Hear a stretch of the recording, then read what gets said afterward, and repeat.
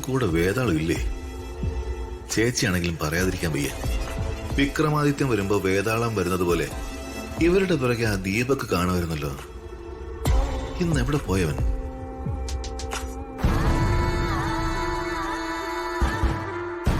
നീ എന്നാ ശേഖര ഇനി നെല്ലിയാമ്പതിക്ക് പോകുന്നത്? അടുത്ത ആഴ്ച പോണെന്ന് വിചാരിക്കുന്ന ചേട്ടാ. ദീപക് എതിരെ എഴുന്നേറ്റില്ലേ ചേച്ചി? ഇല്ല പ്രതാപ. അവനിങ്ങനെ യാതൊരു ഉത്തരവാദിത്വമില്ലാതെ കറങ്ങി നടന്നാലോ? എന്തെങ്കിലും ബിസിനസ്സോ മറ്റോ ചെയ്യാൻ പറ അവനോട്. നിങ്ങൾ അമ്മാവന്മാരല്ലേ, നിങ്ങൾ പറഞ്ഞു കൊടുക്ക അവന്. പിന്നെ ഞങ്ങള് പറഞ്ഞ കേൾക്കുന്ന ഒരു മുതല്. എന്തായാലും അമ്പലക്കാളെ പോലുള്ള അവന്റെ ഈ കറങ്ങി നടപ്പ് എങ്ങനെയെങ്കിലും അവസാനിപ്പിക്കണം. ശേര, നിനക്ക് അവനെ നെല്ലിയാമ്പതി കൊണ്ടേ നിർത്തിക്കൂടെ? വലിയ ഉത്തരവാദിത്വം ഏൽപ്പിക്കണ്ട. ഞാൻ പല പ്രാവശ്യം പറഞ്ഞതാ ചേട്ടാ. അവൻ പറഞ്ഞ മറുപടി എന്താണെന്നറിയോ? അട്ടകടി കൊള്ളാൻ പറ്റില്ലെന്ന്. അട്ടകടി കൊള്ളണ്ട, അട്ട ആകാതിരുന്നാ മതി.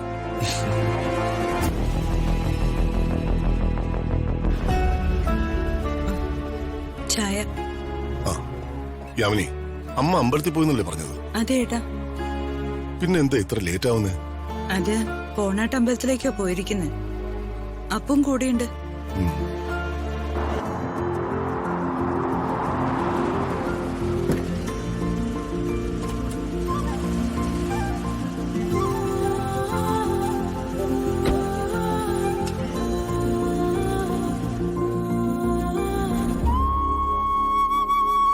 ആ ദേ അവര് വന്നല്ലോ.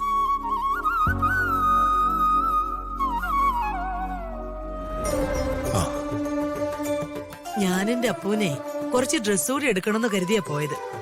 പക്ഷേ നല്ല കടകളൊന്നും കണ്ടില്ല.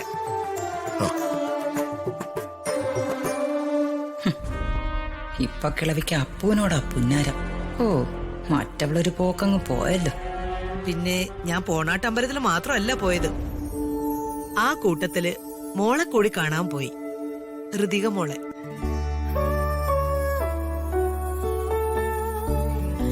എന്നിട്ട് ഋതുമോൾക്ക് എന്തൊക്കെയുണ്ട് അമ്മ വിശേഷം? അവക്ക് അവിടെ സന്തോഷം തന്നെയാ. മോള് മിടുക്കിയായിട്ടിരിക്കുന്നു. ഒരു കുഴപ്പവും വരില്ല അമ്മേ.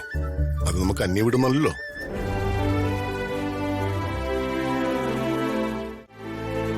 ചേച്ചിക്ക് അവിടെ എന്തൊക്കെയോ പ്രശ്നങ്ങളുണ്ട്. ചേച്ചി മറയ്ക്കാൻ ശ്രമിച്ചാലും എനിക്കത് മനസ്സിലായി. പക്ഷെ ഇപ്പൊ അതിവിടെ പറയണോ? വേണ്ട. ഞാൻ ഇന്നലൊരു ദുസ്വപ്നം കണ്ടു, മോള് കരയുന്നതായിട്ട്. അതാ അമ്പലത്തിൽ പോയി വഴിപാട് കഴിപ്പിച്ചതിന് ശേഷം ഞാൻ കുഞ്ഞിനെ കാണാൻ പോയത്. ദൈവം അനുഗ്രഹിച്ച് അവക്കവിടെ പരമസുഖ. ആ സുഖമൊക്കെ ഞാൻ ശരിയാക്കി കൊടുക്കാം. അവനെയും അവളെയും തകർക്കാനുള്ള മിസൈലുകൾ ഞാൻ ശരിയാക്കുന്നുണ്ട്. വരട്ടെ. ഒരേ ഒരു കുറ്റബോധമേ എനിക്കുള്ളൂ അമ്മേ. ഒരു അച്ഛന്റെ സ്നേഹം എനിക്ക് അവൾക്ക് കൊടുക്കാൻ പറ്റിയിട്ടില്ല. അതിലെനിക്ക് സങ്കടമുണ്ട്.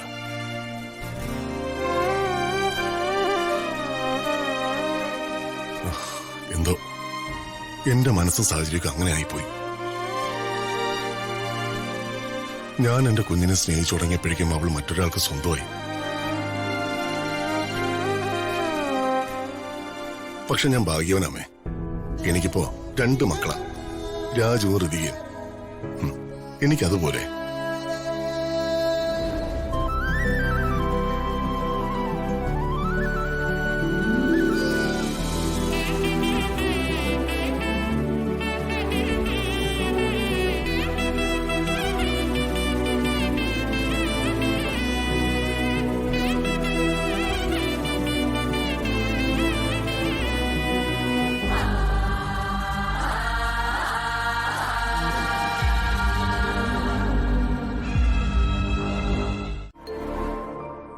പത്മാവതി മാഡമുള്ള റിയ മാഡത്തിന്റെ വിവരങ്ങൾ ചോദിക്കാനായിരിക്കും.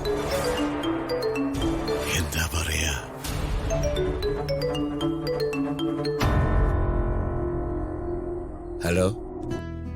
ഞാനാ വേണോട്ടാ. പത്മ. മനസ്സിലായി. മാഡം എവിടെന്നാ? ഡാൻസ് സ്കൂളിൽ നിന്നാണോ? അല്ല വേണോട്ട, പിന്നെ എന്തുണ്ട് മാഡം വിശേഷം? എനിക്ക് വേറെ വിശേഷങ്ങളൊന്നുമില്ല. ഞാൻ അവിടുത്തെ വിശേഷങ്ങൾ അറിയാനല്ലേ വേണോട്ട വിളിച്ചത്. അവിടെ എന്റെ മോൾക്ക് എന്തൊക്കെയുണ്ട് വിശേഷങ്ങള്? ഇവിടെ മോൾക്ക് സുഖം തന്നെയാ. സുഖമായിട്ടിരിക്കുക.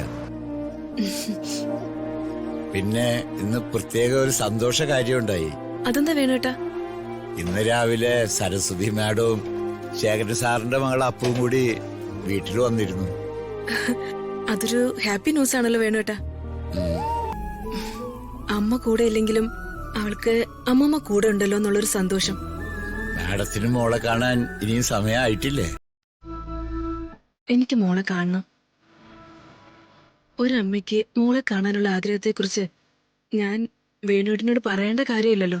അതെനിക്കറിയാം മാഡം. ഇനി ഞാൻ മോളെ കാണാൻ വരുമ്പോ ഞാൻ അവളുടെ അമ്മയാണെന്ന് അവളെ തിരിച്ചറിയണം. പക്ഷെ അവിടേക്ക് എത്താൻ കുറച്ച് കാലതാമസം കൂടിയുണ്ട്. അത് ഞാൻ പുറകെ അറിയിക്കാം. ശരി മാഡം. താറും കോളും ഒക്കെ അടങ്ങിയിട്ട് മതി മാഡം അങ്ങനെ ഒരു കൂടിക്കാഴ്ച. ശരി വേണോട്ടാ. ആ, മോളുടെ വിവരങ്ങൾ അറിയിക്കണേ. അറിയിക്കാം മാഡം.